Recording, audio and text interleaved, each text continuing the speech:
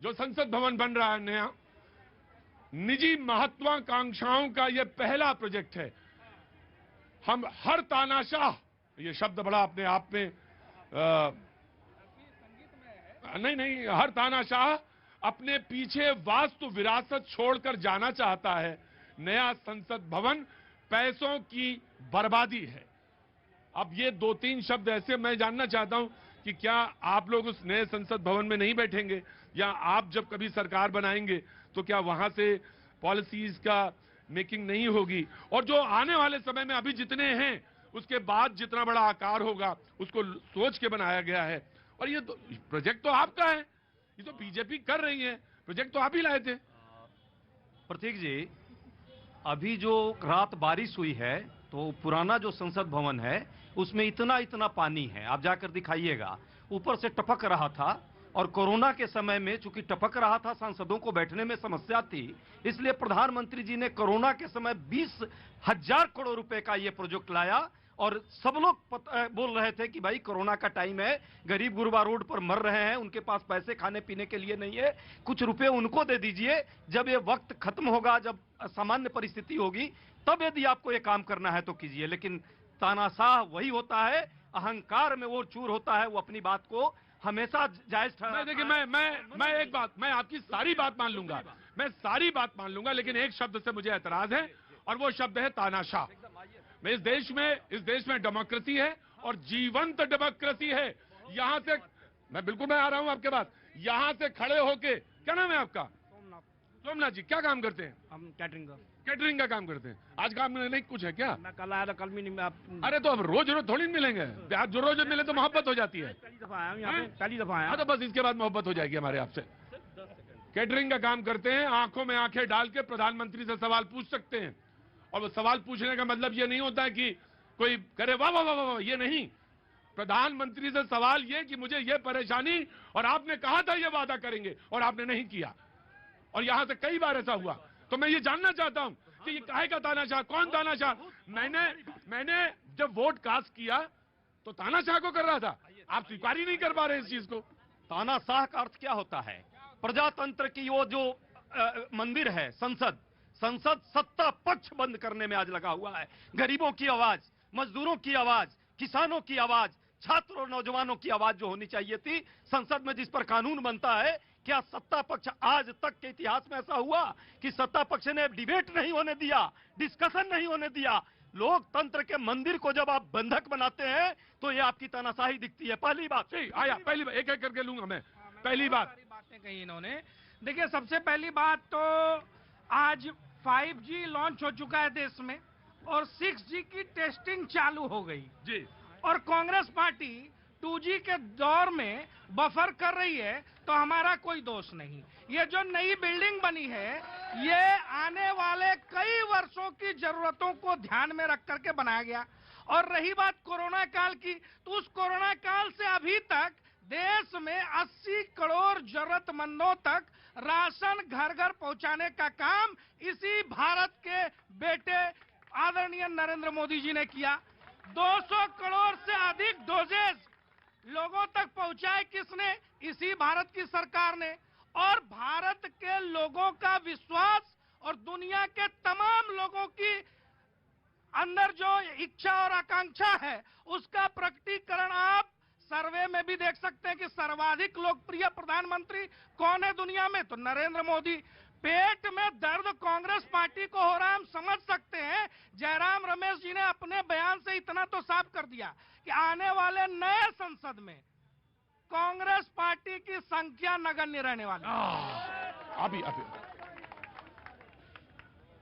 Corona के समय में एतराज है कि कोरोना के समय में क्यों हो रहा था। मैं कोरोना के समय में सड़कों पे ही घूम रहा था, और मुझे मालूम है कि वो कई बार उनसे पूछना, उनके पास जाना, मजदूरों के पास जाना जो सेंट्रल विस्टा प्रोजेक्ट में और उधर लगे हुए थे। एक चीज है, मैं कोई आर्थिक मामलों का जानकार नहीं हूं, लेकिन मैं एक चीज कहना चाहता हूं, और वो ये कि जब अर्थव्यवस्था जब सुस्त हो तो उसमें जब प्रोजेक्ट चले, मैं कोई बात कह रहा हूं सिर्फ उसका, और ये भी हो सकता है कि बिल्कुल सरासर गलत हो, बेसिर्फ पैर की भी बात कह रहा हूं, ये मेरे दिमाग में बात है। तो जब अर्थव्यवस्था सुस्त हो तो उसमें जब प्रोजेक्ट्स आए कोई और कोई इतना बड़ा प्रोजेक्ट आए तो गति तो मिलती है। अब इस पर यह सवाल हो सकता है कि नहीं, आपने ये बेवकूफी वाली बात कही है, इसमें कोई गति नहीं मिलती, क्योंकि सीमेंट है, टायर्स हैं, ये मूलभूत अर्थव्यवस्था की गति देने वाले कंपोनेंट्स हैं। तो इस पर आप सोचिएगा, then you can respond it. जी मैं आ रहा हूं जी। बहुत बड़ी बड़ी बातें की है जयराम जी ने। हमने कौन सी बड़ी बात करी? नहीं, 12 करोड़ लोगों का रोजी रोजगार खत्म हो गया इस कोरोना के पर। लेकिन पहले आप तानाशाह के लिए, तानाशाह शब्द के लिए माफी मांगेंगे? नहीं, क्या माफी मांगेंगे? इस देश में आप देखें ना, लाल किला से लेकर के और ताजमहल से लेकर सबको खत्म करके नया बना लीजिए। विश्व में जितने हिटलर से मुसोलिनी तक या माओ से तुंग से लेकर के चे गुवेरा तक आप देखिएगा, सब अपने लिगेसी को छोड़कर जाते हैं कि जब वो नहीं रहे तो उनको याद किया जाएगा। याद करने की परंपरा छोड़िए। इस देश के गरीब लोगों को रोजगार कैसे मिलेगा, महंगाई से देश को राहत कैसे मिलेगी, और अडानी पर प्रश्न करने वाले का जवाब कैसे मिलेगा, यह प्रश्न है इस देश में। बिल्कुल, आप ही जवाब देंगे जयराम जी। इन्होंने कहा कि जब लोग जोड़ के जाना चाहते हैं तो वही वास्तु का निर्माण कराते हैं। ताजमहल इसीलिए हुआ, लाल किला इसीलिए बना। हालांकि तुलना गैर वाजिब है, हम लोकतंत्र में रहते हैं और लोकतंत्र से आप राजतंत्र की तुलना कर रहे हैं, लकीर खींच रहे हैं। लेकिन क्योंकि आपने ताना शब्द इस्तेमाल कर लिया तो शायद आप लकीर खींच रहे हैं। लेकिन मैं एक बात कहना चाहता हूं, बहुत मैं ये पहले बोलना, फिर मैं आपको जवाब दूंगा। मैं भी आपसे एक सवाल, ये लोकतंत्र है, मैं भी आपसे सवाल पूछूंगा। हो गया। लोकतंत्र का इससे जीवंत उदाहरण क्या होगा प्रतीक भैया, कि देश के प्रधानमंत्री को जनता के बीच में राष्ट्रीय चैनल के मंच पर तानाशाही कहें, उसके बाद क्या है हमारी तो अभिव्यक्ति की। और रही बात तानाशाही की, ये कह रहे लिगेसी छोड़ने के लिए तानाशाही की बात कर रहे हैं, तो क्या नेहरू जी भी तानाशाह थे जिन्होंने बहुत सारी चीजें बनाई? 400 और कांग्रेस के उसी नेहरू परिवार के ऊपर पंडित नेहरू, इंदिरा जी, राजीव जी, उनके नाम पर 400 से अधिक संस्थाओं का नामकरण किया गया। तानाशाह कौन है? केवल नेहरू परिवार के बाहर जो भी प्रधानमंत्री हुआ कांग्रेस में, उनको राजघाट पर जगह नहीं मिली। जी प्रतीक भाई, मेरी ये नहीं समझ में आता, पंडित नेहरू का अपमान करके कश्मीरी पंडितों का अपमान क्यों करना? नहीं, पंडित नेहरू का उन्होंने अपमान नहीं किया, इन्होंने सवाल का जवाब दिया। न जवाब, मुझे डिबेट में बोलने का हक है। इन्होंने कहा कि अच्छा, जिस पार्लियामेंट में बैठते हैं पंडितों को फिर बोलने लगे वाले, नरसंहार करने वाले, देखिए आए और हंगामा चालू हो गया। अब देखिए एक राहत इंदौरी साहब का शेर जो है, वो फिर आगाज करता हूँ कि अंधेरे चारों ओर साए साए करने लगे, चिराग हाथ उठाकर दुआएं करने लगे, और सलीका जिनको सिखाया था हमने चलने का, वही लोग आज हमें दाएं बाएं। मुझे शेर में कहीं कोई आपत्ति नहीं, शेर कहने वाला मरहूम है, दुनिया में नहीं है और बड़े मकबूल। मैंने कई मुशायरों में उन्हें सुना है। असल में लड़ाई की जड़ बताएं कहां है? इस शेर के आखिरी 2 लाइनों में है। आखिरी 2 लाइनों में ही जड़ है और यही लड़ाई है। मैं आ गया। आपत्ति तो एक लाइन आपत्ति इस बात की है कि देखिए, ये कहते हैं कि हमने सलीका सिखाया। अरे भैया, आप आए अभी हो, हम हजारों साल से यही है, आप हमें सलीका। देखो, आ गई बात। मैंने क्या कहा था, ये आएगी भी घूम फिर के बात यही है। मुझे कोई बात नहीं, शायर ने लिखा। अब वो शायर कह सकता है कि इसका मतलब भी वो नहीं है। जी, जदगी में हम करेंगे। जी देखिए, कांग्रेस के प्रवक्ता का मैंने सुना फिजूल खर्ची बोला इन्होंने। बेटा देश की जनता को जानना चाहिए कि सेंट्रल विस्टा प्रोजेक्ट में शुरुआत जो की थी वो मीरा कुमार जी जब लोकसभा की चेयर पे थी उन्होंने की थी, लेकिन तब कितनी कॉस्ट थी? 3000 करोड़ रुपया। आज 950 करोड़ रुपए के अंदर देश का सेंट्रल विस्टा बन गया है। आप बताइए, ये फिजूल खर्ची है या बचत है? दूसरी चीज, वो कत्ल भी करते हैं तो आवाज नहीं होती, और हम आहा भी भर दे तो हंगामा बरस जाता। देखो क्या है कि शेरो शायरी का देखो वो शुरुआत है अब वो कर रहे हैं, कोशिश कर रहे हैं, गजल मुकम्मल होगी आपकी इंशाल्लाह। मतलब मैं आपसे कहता हूं एक दिन आपके सामने गजल ही कहा है कोई गजल मुकम्मल होगी जी। नहीं देखिए प्रतीक भाई, जिस तरीके से इनका शेर था वैसी जो है आप समझ लिया, अंदाजा लगा। मैंने बोल दिया भाई, अब तो इससे ज्यादा नहीं कहा जाता। अच्छा प्रतीक भाई, बड़ी मैंने ये देखा, बड़ी गौर से मैं देख रहा था, माननीय प्रधानमंत्री जी नई संसद के अंदर अकेले खड़े हुए थे। उसमें ओम बिरला साहब ने भी लिखा कि नई संसद, लेकिन दिखे नहीं कहीं पर भी। कोई भी उद्घाटन होता, टनल का उद्घाटन होता, माननीय प्रधानमंत्री जी अकेले। यहाँ दिल्ली के अंदर कोई उद्घाटन होगा, माननीय भाई वो प्रतिनिधि हैं देश के। अरे भाई जितने भी मंत्री हैं, चाहे संसदीय कार्य मंत्री हो गए, नितिन गडकरी साहब ने रोड बनवाई, नितिन गडकरी साहब ने रोड बनवाई, फोटो से गायब। राजनाथ सिंह कोई इवेंट कर रहे हैं, फोटो से गायब। ओम बिरला साहब फोटो से गायब। माननीय प्रधानमंत्री जी, और मुझे लगता है माननीय प्रधानमंत्री जी के अंदर एक एक्टर है, जिंदा है, और जैसी वो कैमरा देखता है बाहर निकल आता है। This is not in a good taste. ये बहुत अच्छी ना। मैं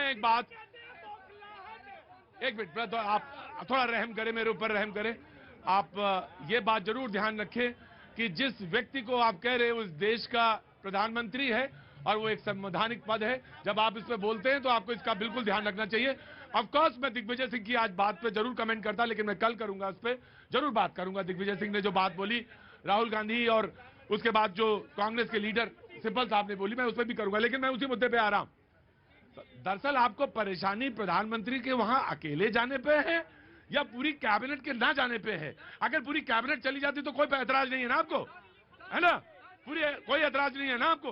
अब मैं तकलीफ भी बता दे रहा, क्या तकलीफ क्या है? तकलीफ बता दे रहा हूँ। संसद लोकतंत्र का मंदिर कहलाता है।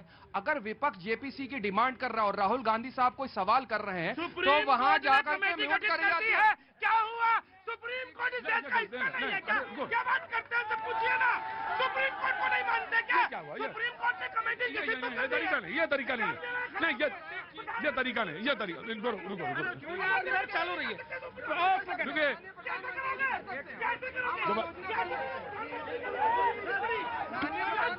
प्रधानमंत्री के लिए उल्टी सीधी टिप्पणी नहीं सुनूंगा मैं। प्रधानमंत्री जी के लिए उल्टी सीधी टिप्पणी नहीं सुनूंगा। नहीं मत सुनिए, मैं कोई नहीं सुनिए। प्रतीक जी, इनके और इनके आका और इनके जैसे तमाम लोग 2014 से ही पेट में दर्द है कि गरीब का बेटा प्रधानमंत्री कैसे बन गया। ये बात एक लाइन और सुन लीजिए, इनको यहीं पे बेनकाब करता हूँ पूरी जनता के सामने। सब लोग अभी कल की वीडियो फोटो निकाल कर देख लीजिए। उनके साथ एक और संवैधानिक व्यक्ति, संवैधानिक पद पर बैठे हुए व्यक्ति थे, ओम बिरला साहब, जिनका अपमान परसों भरी संसद में यही लोग तख्तियां फेंक कर रहे थे। आज इनको संविधान की चिंता हो रही है।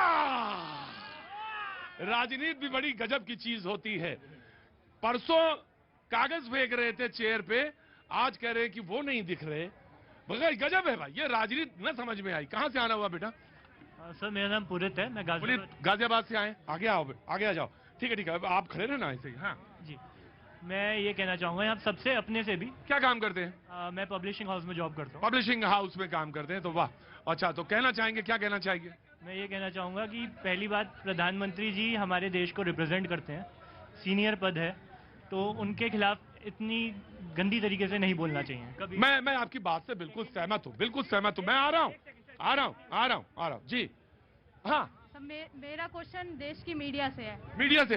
हाँ तो अंदर आके कहो।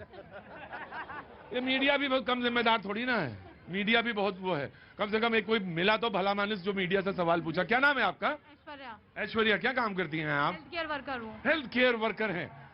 पहले तो मैं अभी एम्स में मैं एम्स में पहले तो मैं आपका बहुत बहुत स्वागत करता हूँ जो आप आई। वहीं से आ रही, बहुत अच्छा। अब आप मीडिया से सवाल पूछिए और जो ऐतराज है, जो नाराजगी है मीडिया से, वो कहिए। जिस तरह अभी अतीक मोहम्मद का दिखाया जा रहा है टीवी में, पीछे पड़े हुए मीडिया।